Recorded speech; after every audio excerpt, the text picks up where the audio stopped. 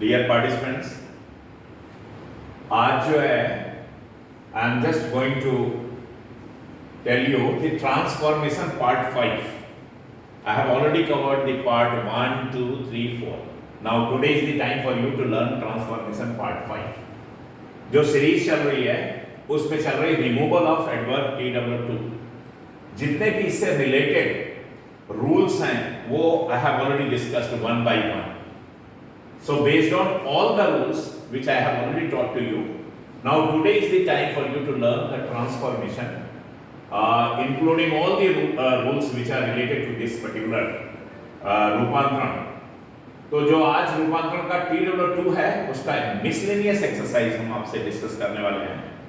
Rule सारे cover कर दिए मैंने, जिसमें था TW2 के साथ एडजेक्टिव प्लस इंफिनिटिव, TW2 के साथ एडजेक्टिव प्लस पैसिव वॉइस में इंफिनिटिव, TW2 के साथ जो है इंफिनिटिव नेगेटिव फॉर्म में एक्टिव और पैसिव वॉइसेस में, TW2 के साथ adjective there is no infinitive, इसी तरह से TW2 के साथ adjective there is no infinitive at all. So I have already covered all the rules which are related to all these things. Now today is the time for you to learn how to convert these sentences from this particular form, grammatical form to another grammatical form. और उस grammatical form में I am going to make complex sentences removing TW2. देखिए process क्या होगी. ये जो है he is too fat to run, ये जो है सेंटेंस जो है ये सिंपल सेंटेंस है, और जब इसको हम रूपांतरित करेंगे और इसके फॉर्म को अल्टर करेंगे, ट्रांसफॉर्म करेंगे, तो वो कॉम्प्लेक्स सेंटेंस बन जाएगा और TW2 रिमूव हो जाएगा. तो ये प्रोसेस ग्रामर की है. और देखिए जब ग्रामर की प्रोसेस को जब तक नहीं सीखेंगे तो लैंग्वेज जो है आपकी फॉर्म अप नहीं हो पाएगी. इसलिए ग्रामर को बहुत अच्छी तरह से आप सीखिए. देखिए आपके सामने मैं हेल्प कर रहा हूं one by one. He is too fat to run. तो पहले डिफाइन कर लेते हैं. ही प्रोनाउन है एज अ सब्जेक्ट, ये प्रोनाउन है एज अ सब्जेक्ट, ये वर्ब हो गया, इज मेन वर्ब है, TW2 एडवर्ब हो गया, और फैट जो है एडजेक्टिव है, और टू रन जो है इंफिनिटिव है. टू के साथ वर्ब की फर्स्ट फॉर्म, ये नॉन फाइनाइट वर्ब में इंफिनिटिव है. तो he is too fat to run. वह इतना मोटा है कि वह दौड़ नहीं सकता. ये देखिए ये नेगेटिव मीनिंग देता है. ये सेंटेंस जो है नॉट नहीं दिख रहा है, लेकिन इसके बाद भी स्पेशल सेंटेंस है और ये नेगेटिव मीनिंग देता है. तो he is too fat to run का मतलब है कि वह इतना मोटा है कि दौड़ नहीं सकता. अब इसको हम रूपांतरित कर रहे हैं. Just I am going to remove TW2 in the process. तो क्या हो जाएगा, he is so fat, TW2 को सो में कन्वर्ट करेंगे, that is the first changes. He is so fat that लगाएंगे, यहां से क्लास शुरू हो जाएगा. ये रिलेटिव प्रोनाउन है, सबऑर्डिनेट कंजंक्शन है, ये ज्वाइन कर रहा है प्रिंसिपल क्लास को जो है सबऑर्डिनेट क्लास से, जो कि एडवर्ब क्लास होगा. He is so fat that, अब इसका सब्जेक्ट लाएंगे ही, और कैन नॉट एक साथ लिखते हैं, इसमें गैप नहीं करते हैं. He is so fat that he can not run, और जो इंफिनिटिव उसको मेन वर्ब के रूप में यहां. अभी आपका जो है जो प्रोसेस है वो आपको क्लियर हो गया होगा कि TW2 को सो में चेंज किया, ही इज सो फैट, और इसको इस जो इंफिनिटिव फ्रेज है उसको उसका एक्सपेंशन करके और उसे जो है एक सब्जेक्ट वर्ब का पेयर दिया है इस मॉडल के साथ. कैन जो है जो मॉडल ऑक्सिलरी है, और इसमें ज्वाइनिंग वर्ड दैट लगा है. ये प्रोसेस होता है. और जो इंफिनिटिव में जो है वर्ब है उसको मेन वर्ब के रूप में मॉडल के साथ लगा देते हैं. तो he is so fat that he can not run, वह इतना मोटा है कि वह नहीं दौड़ सकता. अब ये रूपांतरण का जो प्रोसेस है वो कंप्लीट हो गया. हमने सेंटेंस को फ्रॉम सिंपल टू कॉम्प्लेक्स बना दिया और TW2 को रिमूव भी कर दिया. तो एक दूसरा ग्रामेटिकल फॉर्म में जो है सेंटेंस बन गया, एक अल्टरिंग हो गई है. तो there is a alteration of the grammatical form of the sentence from simple to complex sentence, removing TW2 adverb. आगे आइए इसी तरह से दूसरा प्रोसेस. आई थिंक कि आपको ये चीज समझ में आ गया होगा. अब आइए the cat is too clever to be caught. थोड़ा सा वेरिएशन है सेंटेंस में. यहां पर एक्टिव वॉइस में इंफिनिटिव है, यहां पैसिव वॉइस में है. तो ये this is the another example of a different kind. Process वही है. The cat is too clever, बिल्ली जो है इतनी चालाक है कि उसे पकड़ा नहीं जा सकता. टू बी कॉट, कि उसे पकड़ा नहीं जा सकता. टू बी कॉट जो है ये पैसिव वॉइस का इंफिनिटिव. बिल्ली किसी को नहीं पकड़ेगी, बल्कि बिल्ली को किसी के द्वारा पकड़ा नहीं जा सकता. तो इसलिए पैसिव वॉइस का ये कैच वर्ब का जो बिल्ली से जुड़ाव है वो पैसिव वॉइस में है। तो द कैट, ऐसे इसको स्टार्ट करें, the cat is so clever, बिल्ली जो है इतनी क्लेवर है दैट की अब बिल्ली है, चूंकि छोटा सा जानवर है तो इसको जो है एक डोमेस्टिक एनिमल में आता है, द कैट इज, और इसको टेमिंग भी करते हैं, माने पालतू जानवर है, तो the cat is so clever that it cannot be. अब चूंकि पैसिव वॉइस का इंफिनिटिव है तो वो बिल्ली के लिए passive, it cannot be caught, it cannot be caught. The cat is so clever, बिल्ली इतनी चालाक है कि इट कैनॉट बी कॉट, कि इसे पकड़ा नहीं जा सकता है। हम चाहे तो इस पोर्शन को एक्टिव वॉइस में भी बना सकते हैं, थोड़ा सा डिफिकल्ट हो जाएगा आपके लिए समझना। देखिए इसको एक्टिव वॉइस में ऐसे ही बना सकते हैं, हम खाली लिख नहीं रहे हैं, हम आपको सिर्फ बता देते हैं। The cat is so clever, बिल्ली जो है इतनी ज्यादा चालाक है दैट कि नन कैन कैच इट, कि कोई भी इसे पकड़ नहीं सकता। नन कैन कैच इट, कि कोई भी नन लगा करके कि कोई भी इसे पकड़ नहीं सकता। बात वही है, सेंस वही है। अभी ये क्लास जो है एक्टिव वॉइस में हो गया है, लेकिन चूंकि इंफिनिटिव पैसिव वॉइस में तो ज्यादा बेटर है कि आप जो है इसे पैसिव वॉइस में बना लें। It is easier for you to understand when I am just changing the class into passive voice. Now let us move further. मेरे ख्याल से ये आपको समझ में आ गया। तीसरा एग्जांपल देखिए, the question is too easy not to be done by every student। अब इसमें जो है नेगेटिव इंफिनिटिव है पैसिव वॉइस में, वेरिएशन दिया गया है। देखिए ये वेरिएशन हो गया इसमें, ये थोड़ा डिफरेंट टाइप का हो गया कि इसमें जो है नेगेटिव इंफिनिटिव वो भी पैसिव वॉइस में, किसके साथ, TW2 एडजेक्टिव के आगे इंफिनिटिव पैसिव वॉइस में है, दैट टू नेगेटिव इंफिनिटिव। तो इसको कैसे करेंगे? The question is too easy, प्रश्न जो है इतना ज्यादा सरल है, नॉट टू बी डन, कि उसे किया जा सकता है। अब इसे इसमें नेगेटिव नहीं लाएंगे, नॉट क्रॉस हो जाएगा। पहले जब यहाँ नॉट नहीं लगा था, हम हिंदी बनाते थे तो नहीं लेके आते थे। जब यहाँ नॉट लगा हुआ है तो हिंदी आएंगे तो हम उसमें जो है नहीं शब्द जो है नहीं यूज करेंगे। The question is too easy, प्रश्न जो है इतना ज्यादा सरल है कि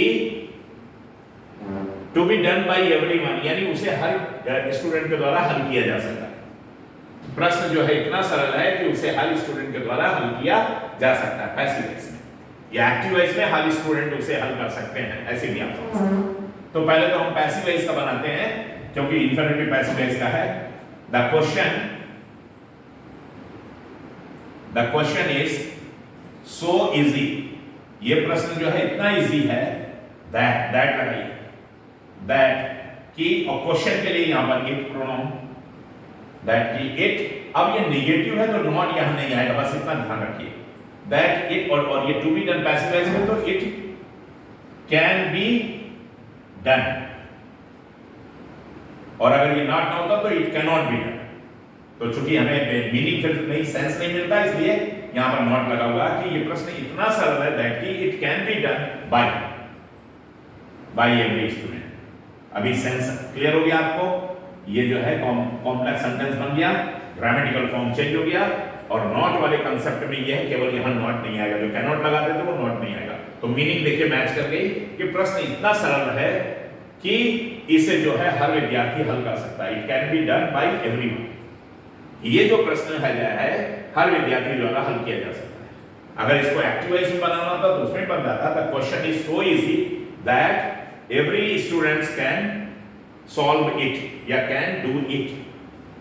तो वैसा ही, लेकिन चूंकि पैसिव वॉइस में इंफिनिटिव तो बेटर रहेगा कि पैसिव इसी सीक्वेंस में जो है पैसिव वॉइस में एक सेंटेंस बोलिए, क्योंकि ये सब्जेक्ट है उसी का फॉर्म ये यहां आ गया है डाउन के लिए पर, दूसरा क्लास भी उसी सब्जेक्ट से, तो ये जरा इजी आपको है, it is easy to understand.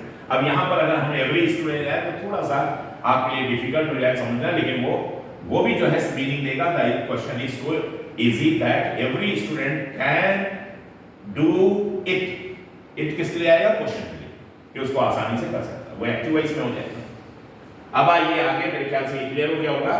This house is too small for me to live. अब this house is too small, ये घर इतना ज्यादा स्मॉल है फॉर मी, अभी बीच में for me, for him, for them ये लगेगा। इसका क्या कंसेप्ट है बताया हुआ रूल में, और आगे इंफिनिटिव है, तो इसको ऐसे उठाएंगे। दिस हाउस, ये जो घर है, is so small, so small that के बाद अब ये फॉर मी है तो आई, फॉर देम है तो दे, फॉर हर है तो सी, फॉर अस है तो वी, इस हिसाब से इसको उठाएंगे। तो this house is so small that I, अब ये प्रेजेंट में है ये क्लास, तो I can not live in it, live in लेता है, ये ध्यान रखिएगा, ये इन जो है लिव के साथ लेता, लिव इन लेता, लिव इन माने कि घर में रहना, लिव इन इट, और इसको ऑब्जेक्ट भी चाहिए कि मैं इसमें जो है रह नहीं सकता हूं। This house is so small, ये घर इतना छोटा है दैट कि I can not live in it, कि मैं इसमें जो है नहीं रह सकता हूं। ये क्लियर हुआ आपको कि ये जो है फॉर मी जो है ये किस में चेंज होगा, आई में, फॉर अस होगा तो वी में, फॉर हर होगा तो सी में, फॉर देम होगा तो दे में, इसी तरह से जो ऑब्जेक्टिव है उसका नॉमिनेटिव फॉर्म यहां आ जाएगा प्रोनाउन का। आगे आइए, अब ये जो रूल है इट इज टू हॉट, ये सेंटेंस में रूल थोड़ा सा चेंज हुआ, रूल आपको बता रखा है, इसमें जो है एक्सट्रीमली या बियॉन्ड दी प्रॉपर लिमिट लगाते हैं। दो तीन तरीके इसके बताए थे मैंने, इट इज टू हॉट, इसमें इंफिनिटिव जब ना हो तो इसके मतलब ये हैंगओवर किधर हो रहा है, निगेटिवली हैंगओवर हो रहा है, कि मतलब जरूरत से ज्यादा गर्म है, जो जितना होना चाहिए उससे कहीं ज्यादा गर्म, इट इज टू हॉट। तो इसको कैसे चेंज करेंगे, it is extremely hot, it is extremely hot, extremely लगा देंगे और हॉट। या फिर इसी का एक दूसरा ऑप्शन है, it is hot beyond the proper limit, beyond ये फ्रेज लगा देंगे, एडवर्बियल फ्रेज हो जाएगा, बियॉन्ड द प्रॉपर लिमिट, जो प्रॉपर एक लिमिट होनी चाहिए उससे कहीं ज्यादा ये जो है गर्म है, जितनी गर्मी होनी चाहिए उससे कहीं ज्यादा गर्म है। तो इट इज एक्सट्रीमली हॉट, एक तरीका एक्सट्रीम लगा करके, इससे पहले हॉट से एडवर्ब लगा करके, या it is hot beyond the proper limit, एक एडवर्बियल फ्रेज लगा करके जो इस एडजेक्टिव को मॉडिफाई करेगा कि ये जरूरत से ज्यादा गर्म। या इसका एक ऑप्शन और है, अगर आप सीखना चाहें तो मैं यहां पे लिख देता हूं, इसका एक ऑप्शन और है, ये आप कहिए कि ये it is hotter, comparative degree में से लगाइए, ये भी रूल आपको बताया हुआ है, यहां लिख देते हैं इट इज हॉटर, मतलब ये है जो तुलना में ज्यादा गर्म है, it is hotter than it should be, जितना इसे होना चाहिए उससे कहीं ज्यादा ये गर्म है, it should be, it is hotter than it should be, जितना इसे होना चाहिए गर्म उससे कहीं ज्यादा। तो there are three options, it is too hot का, it is extremely hot, this is also correct, it is hot beyond the proper limit, this is also correct, and one more option is there which I am just giving to you, maybe slightly difficult for you to understand, but इसका एक option और है, it is too hot, meaning wise जो है इसको alter करके आप इसे जो कॉम्प्लेक्स सेंटेंस में ले जाए जिसमें तुलना करें कंपैरेटिव डिग्री का और देन लगाएं subordinate conjunction, it is hotter than it should B, यानी ये चीज जो है जितना इसे होना चाहिए उससे कहीं ज्यादा ही गर्म। मेरे ख्याल से ये चीज क्लियर हो गई होगी आपको सारे ऑप्शंस। अब आइए लास्ट और छठा जो है, the child was too frightened to say any word, the child was too frightened, ये एडजेक्टिव है, TW जो है आपका एडवर्ब है, तो the child is was past में है, the child was so frightened, बच्चा इतना डरा हुआ था, FRIGHTENED एडजेक्टिव है ये, फ्राइटेंड पास्ट पार्टिसिपल है, the child was so frightened, the child was so frightened, बच्चा इतना ज्यादा डरा हुआ था, दैट की ही लगाइए, the child was so frightened that he लगाइए, या बच्चा है मान लीजिए मेल फीमेल क्लियर ना हो तो इट भी लगाते हैं, जब सेक्स क्लियर ना हो तो इट लगाते हैं, तो एनीवे कोई बात नहीं, मान लीजिए the child was so frightened that he, अब ही लगाया चूंकि वाज है तो ही कुड नॉट से एनी वर्ड, कि वह एक भी शब्द नहीं बोल सका, बच्चा जो है इतना डरा हुआ था कि वह जो है एक भी शब्द नहीं बोल सका, he could not say any word, या he was unable to say any word, वह एक भी शब्द बोलने में असमर्थ था, तो the child was so frightened that he, या it लगाइए, अगर सेक्स क्लियर नहीं तो नॉर्मली रूल होता है it, लेकिन कोई बात नहीं, यहाँ पर he भी लगा सकते हैं, he could not say any word, या आप कह सकते हैं he was unable to say any word। तो these are the 6 examples which I have just solved in front of you, और आपको समझाने की मैंने पूरी कोशिश की है। अब TW2 जो है रिमूवल है, ये जो रूपांतरण का आयाम है, कंसेप्ट है, वो आपको क्लियर होना चाहिए। आज का जो है ये वीडियो यहीं पर समाप्त होता है और फिर हम आगे मिलेंगे। Thank you very much for listening me. और मैं आपसे आशा करता हूँ कि आप इस मेरे जो है वीडियो को जो है वॉच करते रहेंगे और शेयर करते रहेंगे और इसको जो है चैनल को सब्सक्राइब करेंगे। Thank you very much.